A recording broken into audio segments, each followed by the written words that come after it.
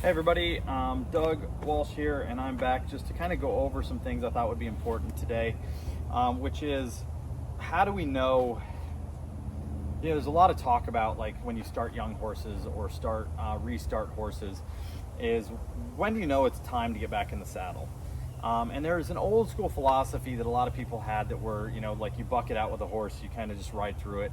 I'm not a believer in that. I'm a believer in you help the horse be as confident as possible and understand self-carriage, which is what the horse is able to do with their body without a rider on them when we really look at it. And then when we get on there, they have a concept of what to do, and we bridge that gap. And in that way, if they get worried for some reason when we're on there, they already have the answer to the question because we've taught them that. It's a lot easier to do that than to have them try and learn it under saddle. So what are some of the things that I look for in a horse that before I go to get on them? The first thing I look for is obviously that it can just stand here. Then we talk about things like direct pressure, indirect pressure, and steady pressure. So if I have my flag here, indirect pressure is anything that is going to be away from them. That we don't want him to be desensitized to this flag. We want him to be sensitized but not too sensitive, right? So we want a horse that's responsive but not too sensitive. So you hear people go, well, man, I love it when I have a super sensitive horse. And me too. If I get a horse that's really sensitive, I know that then I can take that sensitivity, make it responsiveness, and have them not be worried, because a lot of that sensitivity comes from the worry, the flight side of their brain going into a sympathetic state and making them worried.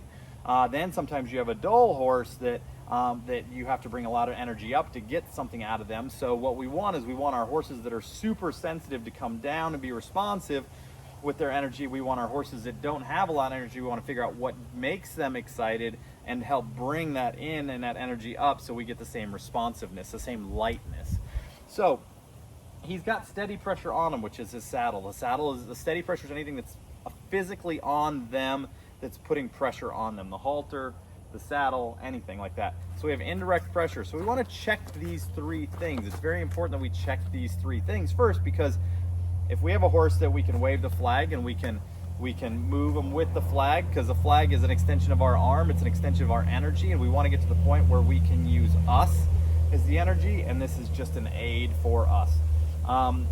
So if we have a horse that's fine with that, but then all of a sudden we put the saddle on them and they lose their mind, we have to make sure that we help them with that prior to. So the goal is to, when we put the saddle on the horse for the first time, they don't feel a need to buck or do anything, because we've done other things that have built up to that. I have training videos on all this on my YouTube channel at Doug Walsh Horsemanship, and then I also have a online university at naturalhorsemanship.com. So just to help for your educational purposes to build the best partnership you can with your horse. Remember, this is all based off of our energy though. First, we have to get right on the inside of us before we can help our horses get right. And typically what happens is they know how to be right on the inside, and they help educate us on finding those areas with us where we can help be the better teacher to them. Always remember this. You can learn from me, you can learn from all kinds of other people, tools to train. But what our real teacher is, who our real teacher is each horse. Our horse is the one that teaches us what they need and how they need it. So then we can take the tools that we have and apply those based off of our energy. He had a really bad issue on his entire right side of his body with being really afraid of things, and we worked through that. And we're still getting that really dialed in with him. So if I have this, you see his head doesn't come up at all.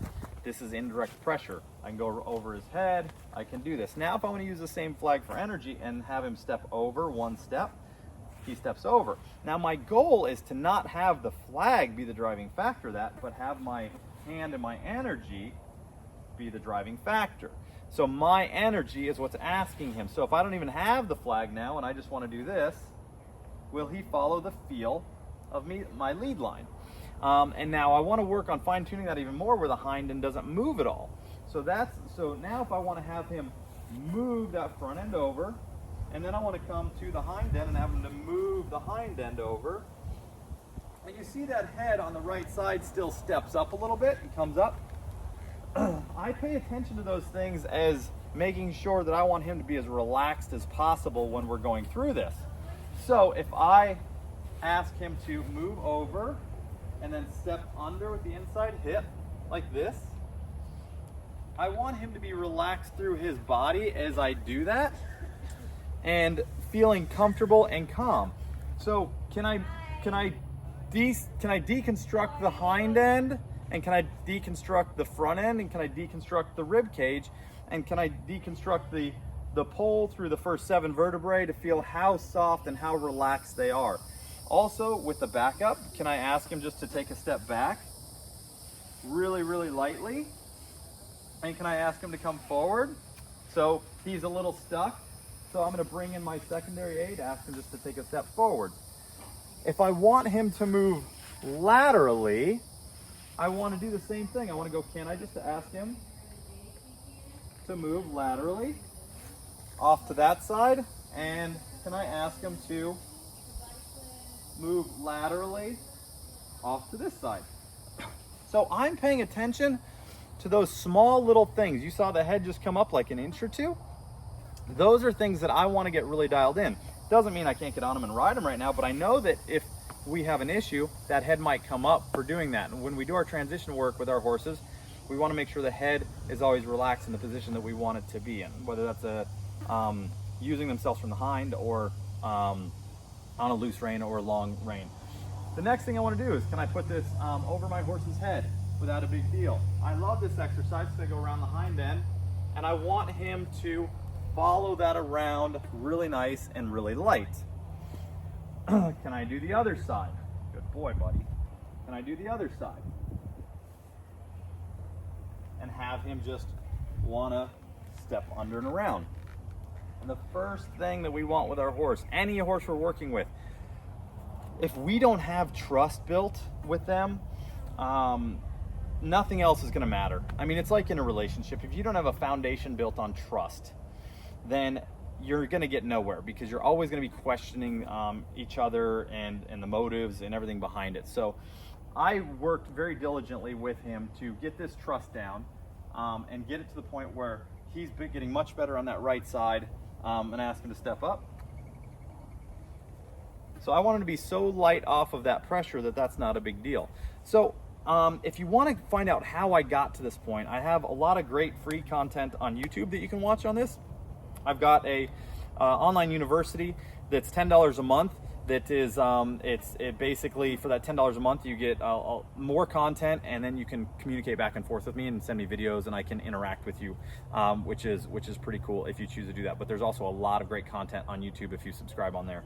If you guys like this, please put some feedback in there, and I will be happy to help out however I can. Once again, my goal is to build the best journey between you and your horse, and the importance of groundwork to saddle, because if we typically have any issues under saddle, it's because we missed something in the groundwork that made our horse uncomfortable. So I hope you guys have a great day. Thanks so much, and thanks for watching. Take care.